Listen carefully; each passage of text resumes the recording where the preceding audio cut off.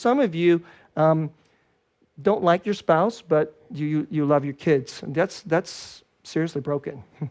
You're in big trouble. And your children are in trouble. Because that's not how God made it. Because marriage is first and foremost a profound relational and spiritual union which is intended to mirror and reflect the most important union that God intended all of human life and all of human history for. Therefore, in our culture, if you separate out the bodily activity of sex, we call it sex, okay, from the covenantal union, that's wicked. It is inviting death and destruction into our life. And, I want to, I'm saying something that's really tough. And of course, if you don't have to be a Christian today, you know this is the norm of our society now. Our society isn't just non-covenantal. I would say it's anti-covenantal. We're anti-covenantal to the core. We don't even want God. We do want sex, but we don't want God. And I'm not even sure if people want the relationship connected to sex. We want sex. We want it disconnected. That's a death sentence. And we are paying the price. And I want to just say a little something to you today. I'm so thankful if you came and joined our worship service today and you do not believe in Jesus. But if this is a question, and there's a lot of people today because you don't like the sexual ethic of Christianity, and that's one of the reasons why you reject Christianity. But I want to say something to you today.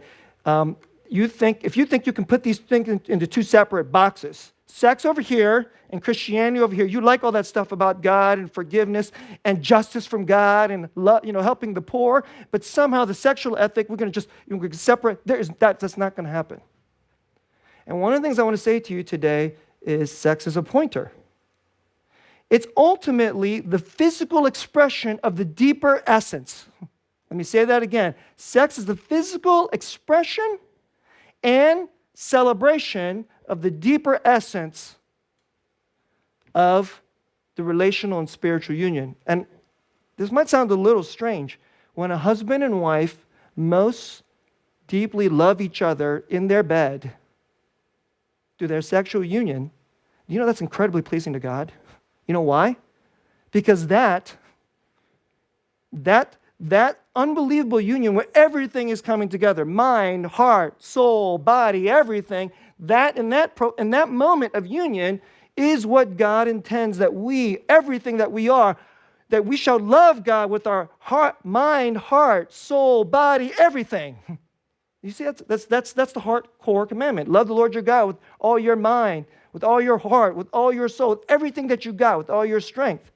Well, that is the completion of that is covenant. And so, let me say a few things about this in our about some of the consequences of this. And I don't want to belabor this too much, but just some points about this. In the secular world, there really can't be a good definition of sex tied to relationship because these things it's going to fall apart. When I was in college, it started to become completely normal that people had sex before and outside of marriage. I mean, heck, before I hit college, I was in high school. When I was a teenager, when I was a kid watching TV, it was obvious. They didn't say it so bluntly, but it was obvious. And when I got to college, so this is, I'm kind of old now, guys. I started college in 1989. Everybody, all my non-Christian friends completely accepted that it was normal and okay to have sex outside of marriage, premarital sex, extramarital sex, whatever you want to call it. There's actually an old word for it. It's called fornication. Nobody thought it was bad. But this is really interesting. They still thought that if you just kind of let yourself have sex with whomever you want. All my friends thought this in college. That basically, and this is the word they use, and so please forgive me for using such a rude word, they would say, you're slutty. And they considered it utterly gross. And if I said to them back then, hey guys, in about 20 years from now, People will consider it completely okay and normal that you can get on an app and go swipe, swipe, swipe, swipe, swipe, and the whole point is to use somebody else's body to have sex with. They're completely devoid of relationship. They would have been like, oh my gosh, that's not going to happen. That's completely disgusting. Because they could not imagine that sex could be utterly divorced from relationship, but they did not know that when God and his wisdom and covenant was gone, this is the only way it could go. It's got to go this way.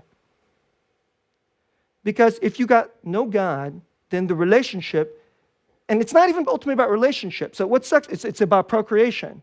It's kind of about procreation. It's kind of about relationship, but we can even disconnect it from procreation, right? Then ultimately it comes about down to pleasure or need. And if you're very needy, and your need demands that you can use somebody else to fill your emptiness, your need, then what's wrong with that? And this is where we are. And it's a terrible place to be.